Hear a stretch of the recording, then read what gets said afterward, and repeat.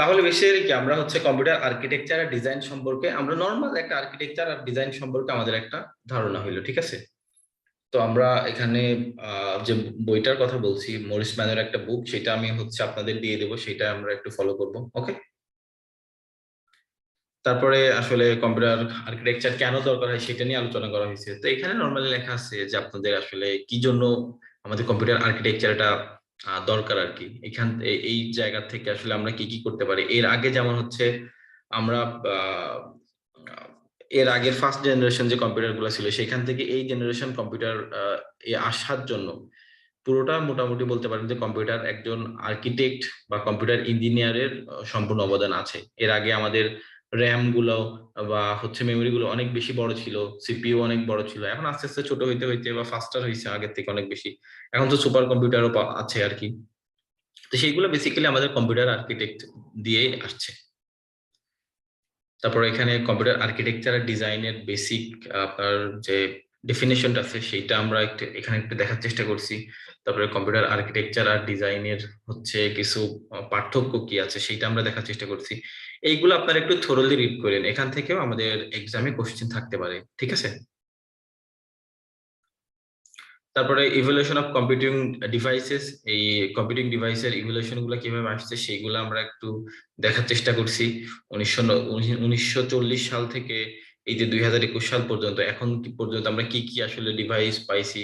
সেই পেন আমাদের ইসের যুগের থেকে এখন কোরাই কত চলতেছে এখন, কোরাই 7 নাকি কোরাই 9 11 জেনারেশন, কোনটা চলতেছে এখন? এখন লেটেস্ট কোনটা চলতেছে কম্পিউটারে? 9 12। 9 12, তো এখন আমরা 9 12-এ চলে আসছি আর কি আমাদের ফার্স্ট জেনারেশন থেকে। তো তারপরে আমাদের ডিজিটাল একটা সিস্টেমের যে ফাংশনালিটিটা আছে সেইটা আমরা এখানে দেখার চেষ্টা করছি। নর্মালি কি ইনপুট আউটপুট আর মাঝখানে কি থাকে, সিপিইউ বা সেন্ট্রাল প্রসেসিং ইউনিট, এটাই তো আমরা জানি। তো এটাকেই আমরা একটু ভাগ করে মোটামুটি আমরা যেটা পাইছি সেটা হচ্ছে একটা ইনপুট ইউনিট থাকে, তারপরে সেন্ট্রাল প্রসেসিং ইউনিট থাকে, মেমোরি ইউনিট থাকে, অ্যারিথমেটিক লজিক ইউনিট থাকে, কন্ট্রোল ইউনিট থাকে, আউটপুট থাকে।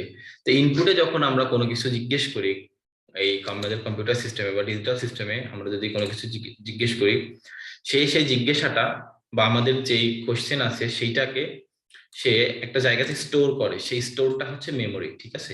তো সেই মেমোরির মধ্যে গিয়ে দেখে যে এটা আসলে আমাদের অ্যাসাইন্ড অ্যাসাইন্ড অ্যারিথমেটিক লজিক নাকি হচ্ছে এইটা আমাদের নর্মাল লজিক।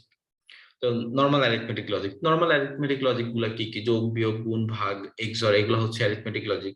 আর অ্যাসাইন অ্যারিথমেটিক লজিক মানে হলো is equal to greater than, less than, তারপরে হচ্ছে একটার থেকে আর একটার দিকে এরকম অ্যারো দেওয়া, এগুলো হচ্ছে অ্যাসাইন লজিক ইউনিট, ঠিক আছে? তো ও দেখে যে আসলে এখানে কি কি পারফর্ম করতে হবে, তো সেই জিনিসগুলো পারফর্ম করে আবার সে মেমোরি স্টোরেজে ফেরত যায়। মেমোরি স্টোরেজে ফেরত দেওয়ার পরে আউটপুট ইউনিট আমাদের একটা রেজাল্ট পাবলিশ করে। তো এইভাবে মোটামুটি বেসিক যে আমাদের ডিজিটাল সিস্টেম আছে সেইগুলো কাজ করে। তো তারপরে এখানে আসলে ইনপুট ইউনিটের কাজ কি, সিপিইউ এর কাজ কি, মেমোরি ইউনিটের কাজ কি, এখানে মোটামুটি একটা ব্যাখ্যা দেওয়া আছে, লেখা আছে। আপনারা চাইলে এইগুলো নিজের মতো করে একটু দেখে নিন। এই জিনিসগুলো মোটামুটি ইম্পর্টেন্ট আর কি। হ্যাঁ, এইগুলো একবার একটা থ্রোলি রিড আউট করলে আপনারা বুঝতে পারবেন। তো সেজন্য আমি আমি এখানে খুব বেশি আপনাদের সময় নিচ্ছি না। ওকে, বুঝতে পারছেন আপনারা? জি স্যার। জি স্যার। আচ্ছা, এবারটা আমরা একটু নেক্সট স্লাইডে চলে যাই। নেক্সট স্লাইডটা হচ্ছে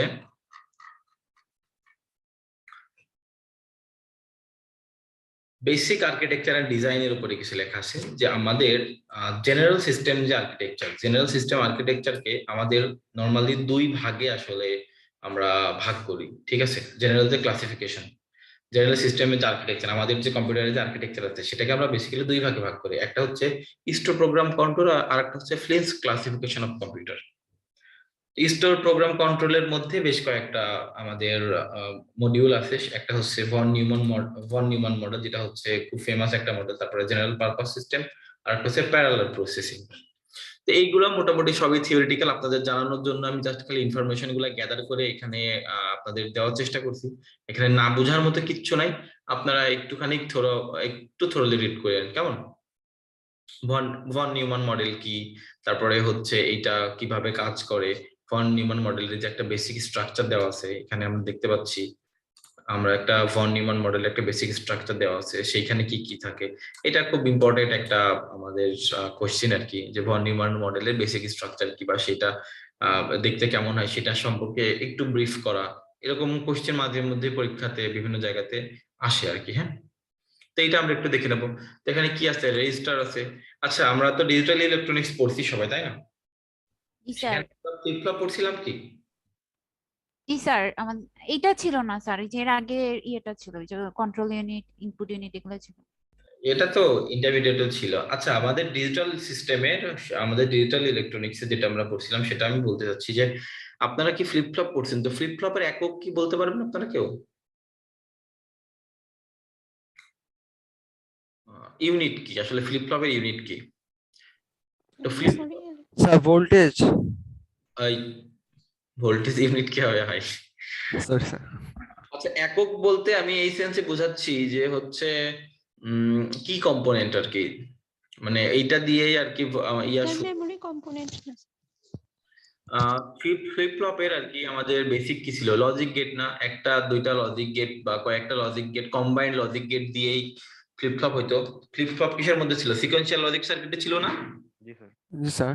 ফ্লিপ ফ্লপের আমাদের ইয়ে হচ্ছে, ফ্লিপ ফ্লপের একক হচ্ছে আমরা বলতে পারি লজিক গেটকে, আর রেজিস্টারের ফ্লিপ ফ্লপ একক হচ্ছে ফ্লিপ ফ্লপ। তার মানে কি একাধিক ফ্লিপ ফ্লপ মিলে একটা রেজিস্টার তৈরি হয়।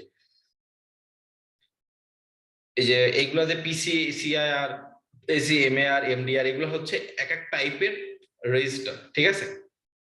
এগুলো এক এক টাইপের রেজিস্টার, এবং এই রেজিস্টারের উপরেই বেস করে অ্যারিথমেটিক লজিক ইউনিট বা কন্ট্রোল ইউনিট তার যে কাজগুলো আছে সেইগুলা করে। এর মধ্যে মাইক্রো অপারেশন আছে, শিপ অপারেশন আছে, অনেক কিছু আছে যেগুলো আমরা আস্তে আস্তে শিখবো, ঠিক আছে?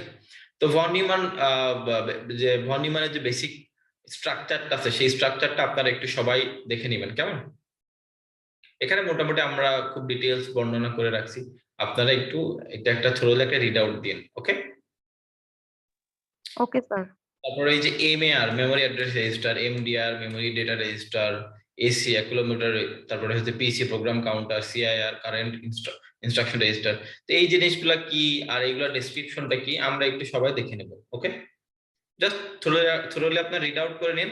আর আমি বেসিক্যালি আপনাদের লজিক্যাল যে জিনিসগুলা পড়তে আপনাদের বেশি মানে নিজের থেকে বুঝতে সুবিধা হবে সেই জিনিসগুলো দেখাই দেবো, পাশাপাশি এগুলোও দেখাই দেবো যদি আপনাদের এখান থেকে কোনো কোশ্চেন থাকে। যেমন এই রেজিস্টার নিয়ে আমাদের এর পরে একটা বিশদ আলোচনা আছে, সো এই জন্য আমরা এই জিনিসগুলো জাস্ট একটা সিম্পলিফাই করে আমরা লিখে রাখছি আপনাদের জানার সুবিধার জন্য। জাস্ট এখান থেকে আপনারা একটু নলেজটা নিয়ে নেবেন যে আমরা আসলে কি পড়তে যাচ্ছি বা কি টাইপের জিনিস পড়তে যাচ্ছি, ওকে?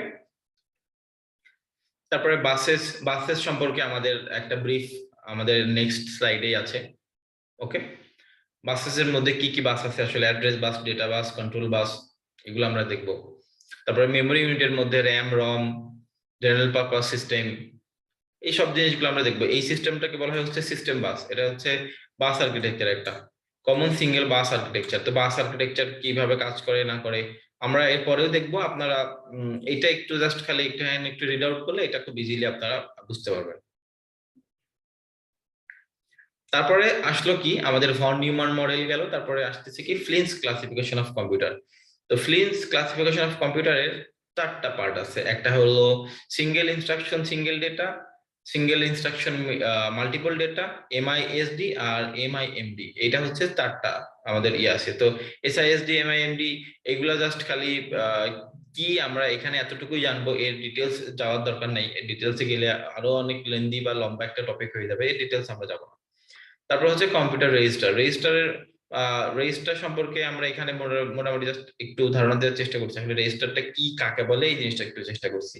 তারপরে রেজিস্টারের অনেক রকম টাইপ আছে। একটা হলো data register, address register, accumulator, সেগুলার কোনটা কত কত বিটের, আবার সেইগুলার কাজ কি, আসলে কোনটা মেমোরি ধরে রাখে বা কোনটাকে মেমোরি হোল্ড করে প্রসেস করে, সেইগুলা আমরা একটু এখানে আলোচনা করছি। আপনারা সবাই এটা একটু একটু রিড আউট করবেন। এই গেল মোটামুটি হচ্ছে আপনাদের নিজের হোমওয়ার্ক, যে এই জিনিসগুলো আমাদের পড়তে হবে। এখানে আসলে আমার খুব বেশি বুঝায় দেওয়ার খুব বেশি একটা সুযোগ আমাদের নেই। তো এই পার্টটুকুকে আমি একটা আলাদা আপনার হচ্ছে লেকচারের মধ্যে এটাকে আমি ইয়ে করে দিচ্ছি, ঠিক আছে?